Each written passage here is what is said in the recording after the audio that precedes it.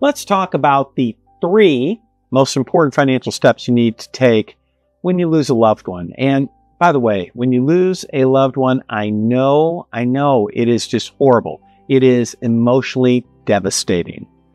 At the same time, you're on your own and you have to be smart when it comes to your finances. So today I want to share with you, these are the 3 things that you really got to get your arms around, that you really need to tackle. And a lot of it's being, organized. Let's take a look at number 1. Number 1 is you got to look at your balance sheet. And I know what you're saying. You're saying, Mike, come on, man, balance sheet. What the heck is a balance sheet? What's in a balance sheet? Why are you throwing these technical terms at me? Look, a balance sheet is really simple. Over here, I want you to make a list of, these are your assets. In other words, this is what you got, right? This is what you have. I know that's not technical. This is the stuff that I have. And it might be a home, it might be a car, personal items, but it's also investment accounts. Maybe you got a certain amount of money at the bank, maybe a certain amount of money in retirement accounts.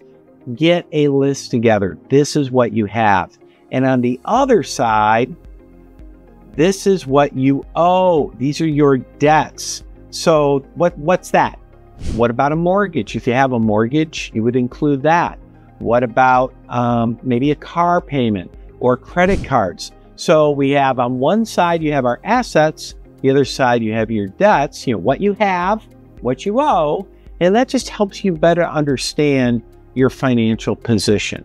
And hopefully what you have, the assets, are larger than what you owe. If not, you're in a spot of trouble, right? All right, that's number 1. What's number 2? Number 2 is an income statement. And again, this is not complicated. It's a complicated word. Like I hear income statement, I'm like, what? Come on, that sounds like work. It's not work. This is actually pretty easy as well. What I want you to do is get really organized and truly understand first what you have coming in. So maybe you have a job and you've got employment income coming in. Maybe there's Social Security coming in or a pension. What types of income? Maybe you have rental units, who knows? But the issue is, write it down. What do you have coming into you on a regular monthly basis? Money that you can spend.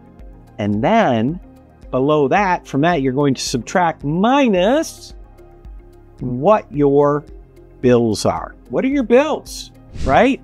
How much, what do you owe for your mortgage payment if you have one? How much do you owe for a car payment if you have one? What is it, what does it cost for you to live? And you kind of have to identify, okay, I've got this much coming in, I've got that much going out. And again, what are we hoping for? We're hoping that what's coming in is larger than what's going out, but it might not be. And if it's not, if you're saying, holy cow, I got more money going out than I've got coming in, then guess what? You're probably going to have to take some money from your savings, and we have to identify, is that going to last? And that brings up number 3, step number 3.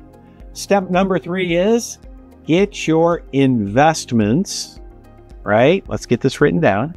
Get your investments in order. What does that mean? Well, you probably have bank accounts, and you probably, maybe you have, investment accounts, maybe retirement accounts. You got to get it organized, but you've got it. When getting in order, what am I saying? You have to identify, like, okay, like how much risk am I taking? That's a big one. That's a big one, because if you are married, let's say, oftentimes, when both of you are around, the risk that you might be willing to take with your money is larger because there's 2 of you and you've got more stability. But now that you're on your own, the risk that you used to take, you might have to scale that back a little bit. And one of the biggest mistakes I see people make, especially those when they're on their own, is they're taking too much risk with their money, and the market goes south. The next thing you know, you lose a bunch of the money that you're counting on.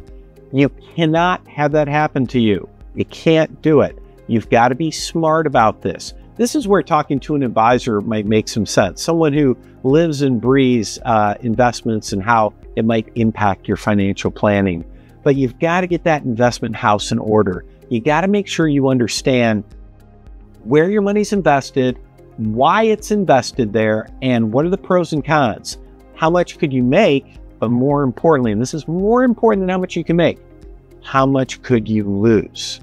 And here's the big question. What does your financial planning look like, right? What path are you on? Are you going to be okay, or do you need to start tweaking things to make sure that you're going to be okay? You don't want this to come as a surprise to you. You want to be proactive. So there you go. Those are the 3 things you need to do. Number 1, get your balance sheet in order, which is just what you have versus what you owe. Second, take a look at your income statement, get that organized. What income is coming in every month versus what's going out. And then third, take a look at your investments and make sure you understand what's going on there.